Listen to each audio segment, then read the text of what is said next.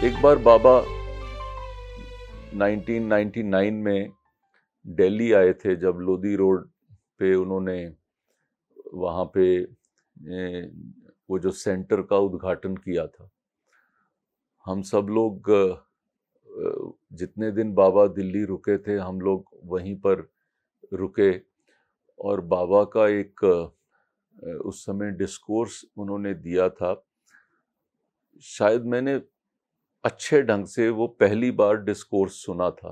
उससे पहले सुने तो कई थे, लेकिन शायद वो कहते हैं कनेक्ट तभी होता है कि जब वो आपको कनेक्ट कराना चाहते हैं। उन्होंने एक देशभक्त की एक परिभाषा दी थी वहाँ पे, और उन्होंने यहाँ तक वो कहा था कि जो जो देश का नहीं हो सकता वो किसी भगवान का भी नहीं हो सकता। अपने अपनी जगह को, अपने देश को जो प्यार करता है वही भगवान को प्यारा हो सकता है। कुछ इस तरह के शब्द उन्होंने बोले, और मेरे को इतना ध्यान है कि मैं उस दिन रात को मैं सो नहीं पाया था, और वो बाबा के वो शब्द मन के अंदर ऐसे रिकॉइल कर रहे थे कि जैसे कोई हथौड़े लग रहे होते हैं दिमाग के अंदर, और और वो वर्ड्स ऐसे एच हुए, और मेरे को मन में लगा कि ये कोई साधारण व्यक्ति नहीं बोल सकता, कोई महात्मा नहीं बोल सकता। He must be something too big. That's the time जब मेरा बाबा के प्रति अट्रैक्शन बढ़ना शुरू हुआ। उसके बाद फिर धीरे धीरे जो मेरा उधर जाना शुरू हुआ, जब तो 2000 के अंदर मैंने वहाँ पे बुक ट्रस्ट में मैं गया, तो बुक ट्रस्ट में टेबल के ऊपर एक डेस्क कैलेंडर पड़ा हुआ था।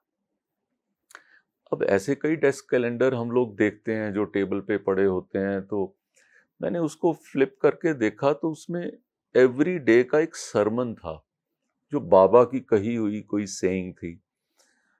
और मेरे को वन लाइनर वैसे ही बहुत अच्छे लगते थे, तो मैंने कुछ पढ़े और वहां से मैंने वो कैलेंडर खरीद लिया, और कैलेंडर लाके मैंने अपने टेबल पे अपने ऑफिस में रख लिया।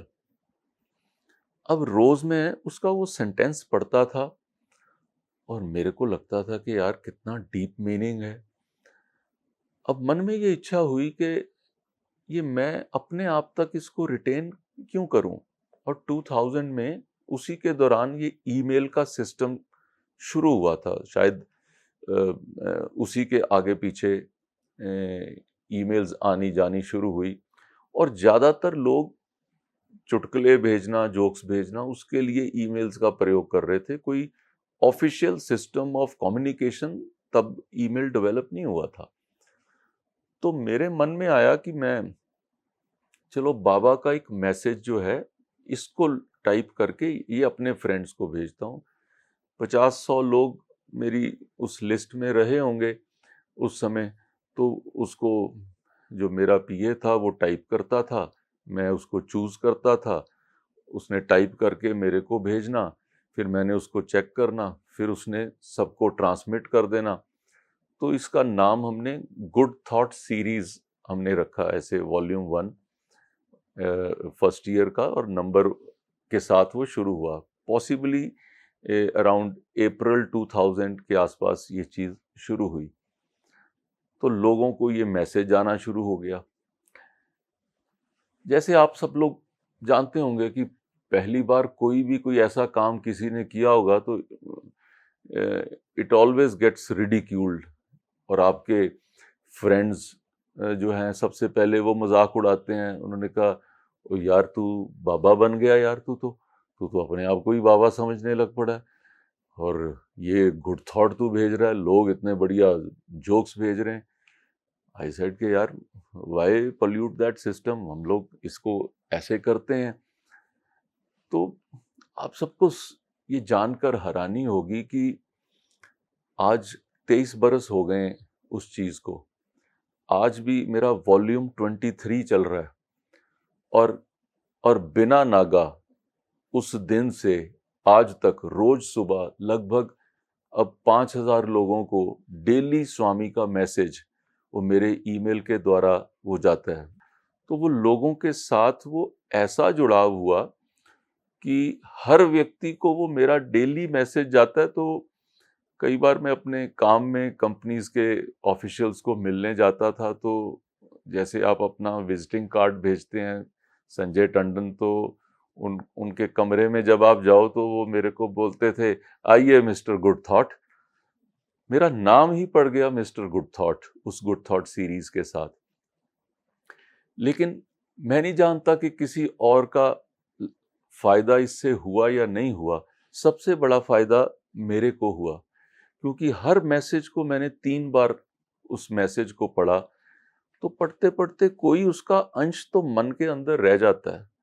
जो जो बाबा की एक saying, hands that help are holier than lips that pray, ये सेंटेंस मेरे को ऐसा एच हुआ माइंड के अंदर कि मेरे को लगा कि आज अपनी पूजा हो ना हो, लेकिन अगर कोई व्यक्ति, कोई किसी की मैं हेल्प कर सकता हूँ, किसी की मदद कर सकता हूँ, तो वो शायद पूजा से भी अधिक है। तो उस वक्त जब जैसे मैं मंदिर जाता था, तो मंदिर में मेरे को लगा कि यहाँ पे कितने लोग इधर वहाँ पे प्रसाद लेने के लिए वहाँ पर आते हैं। इस लाइन से प्रभावित होकर वहाँ पर हर मंगलवार को हमने एक लंगर शुरू कर दिया। आज कोई लगभग 15-16 बरस हो गए हैं उसको, कि हम हर मंगलवार को वहाँ 250-300 लोग लंगर खाते हैं मंदिर में। तो बाबा का ये एक इतना सा वो वाक्य, उसने मन को कहीं ना कहीं ऐसा प्रभावित किया कि वो मन ही बदल गया कि चलो इस तरफ हम लोग काम करते हैं। फिर 2001 में एक इंटरव्यू ऐसी हुई कि वो इंटरव्यू की जब मैं बात करता हूँ तो मेरे मेरे रोंगटे खड़े हो जाते हैं। कई बार जो है वो ऐसा भाव विभोर हो जाता है मन, और बार बार दिल करता है कि उसको रीलिव करने को।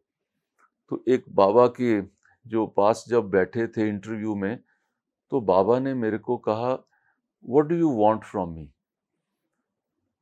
अब आदमी तो सारी दुनिया ही चाहता है, और इच्छाएं तो कभी जो हैं वो चुपचाप रहती नहीं है, कंट्रोल में ही नहीं होती। लेकिन मेरे मुख से बाबा ने कुछ ऐसा बुलाया कि वो चीज़ एक मेरी लाइफ का एक डिफाइनिंग मोमेंट बन गया। बाबा ने जब मैंने कहा, नहीं बाबा, मेरे को कुछ नहीं चाहिए, मुझे आपकी ब्लेसिंग्स चाहिए। बाबा ने कहा, फिर भी व्हाट डू यू वांट। जब दूसरी बार कहा तो एक और कोई व्यक्ति, मैं नहीं जानता, कोई साथ बैठे हुए थे उस इंटरव्यू रूम में, तो उन्होंने कहा कि बाबा कह रहे हैं तो आप कुछ कहिए कि क्या चाहते हैं। तो मैंने कहा कि बाबा, आप अपने चरण मेरे सर पे रख दो, मेरे को बस इतना ही मेरे को चाहिए। और मैं शायद दुनिया के बहुत भाग्यशाली लोगों में से हूँ कि उस समय बाबा ने ओके कहा, और मैं वहाँ पर ज़मीन पर लेट गया और बाबा ने अपने दोनों चरण मेरे सर पे रख दिए। ये बात मेरे को सुना पाना भी कई बार मुश्किल हो जाता है, और मैं उसको रोज रीलिव करता हूँ अपने मन के अंदर कि वो कैसा रहा होगा। शायद कहीं कोई ऊपर से कैमरा होता कि वो इस मोमेंट को कैप्चर कर लेता, तो मैं उस फोटो को रोज देख पाता, मैं कुछ तो ऐसा कर पाता कि जो, लेकिन वो मन के अंदर ही है कि वो मेरा सर नीचे है और बाबा के पांव ऐसे सर के ऊपर हैं। तो लगा कि कहीं बाबा ने भी इस खोपड़ी को करेक्ट किया होगा कुछ ना कुछ, की उसकी जो कमियां है उसको पूरा किया होगा। तो वो दिन शायद 11 मार्च 2001, उस दिन के बाद से मेरे को लगता है कि कुछ ना कुछ अंदर से ऐसा बदलाव हुआ जो जिसको बयान करना शायद मुश्किल है। और कोई आप में से कईयों को ऐसी मोमेंट्स होंगी।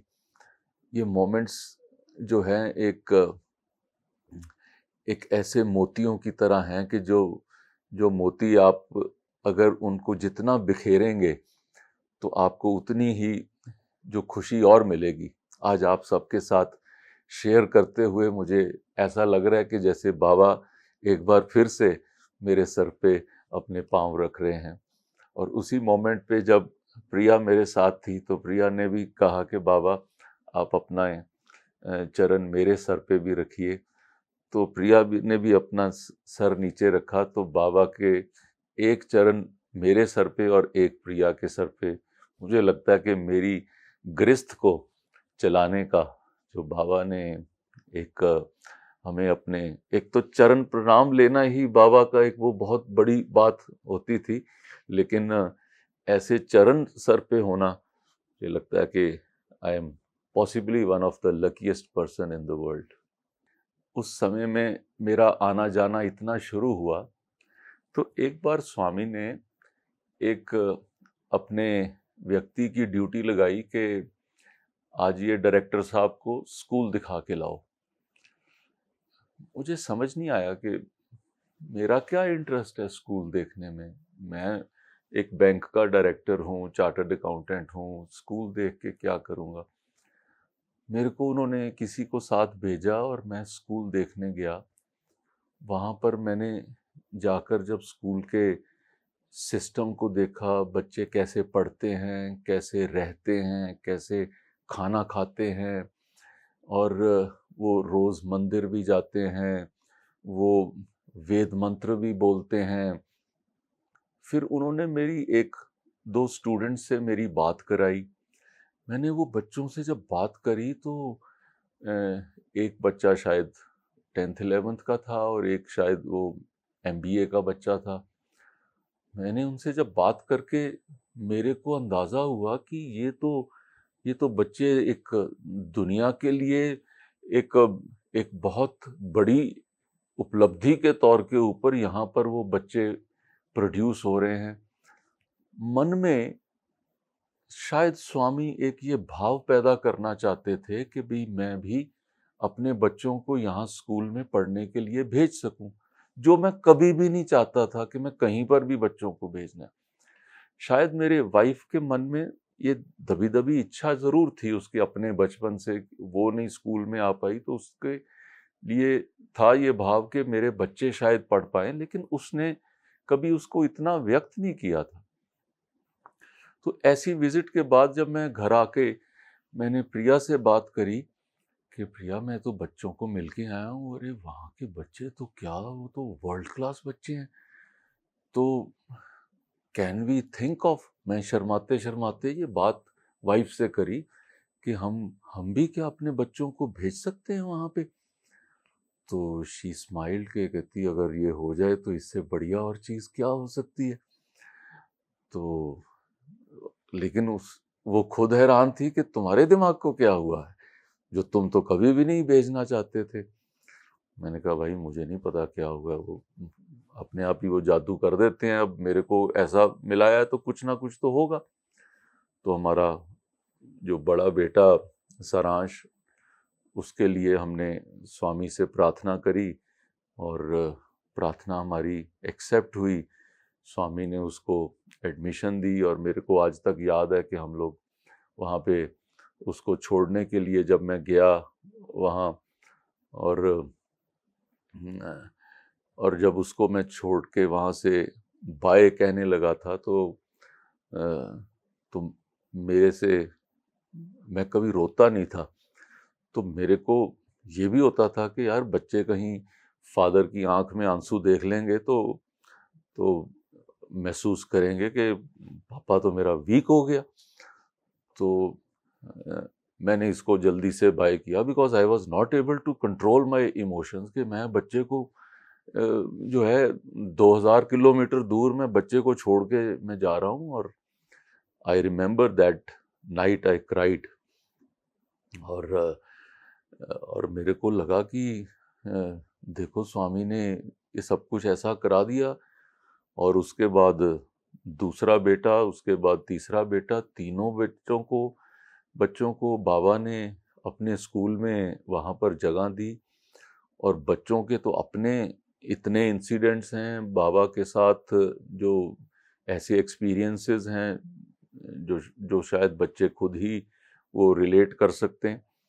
लेकिन एक उसके दौरान एक ऐसा इंसिडेंट हुआ कि हम लोग सब लोग गए हुए थे और शायद मेरा दूसरा बेटा उस समय वहाँ पढ़ रहा था। तो मैंने कभी बाबा को चिट्ठी नहीं लिखी थी। तो प्रिया हर बार चिट्ठी लिखती थी। मेरे को लगता था कि अब ऐसी बात कह देते हैं और बाबा सुन लेते हैं, और मन में जो जवाब आ जाता है वो बाबा का जवाब होता है। तो जब कन्वर्सेशन ऐसे होती है तो चिट्ठी लिखने का क्या काम।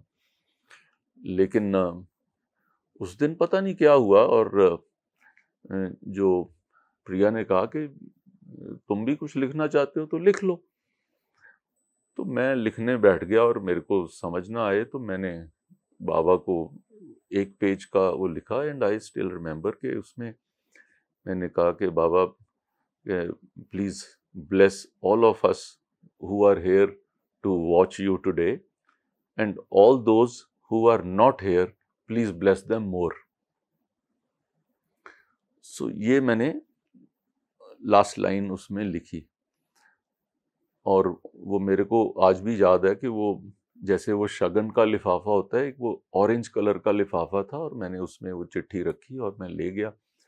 जाकर बैठा तो बाबा ने आते ही सबसे पहले वो मेरी लेटर मेरे हाथ से ले ली।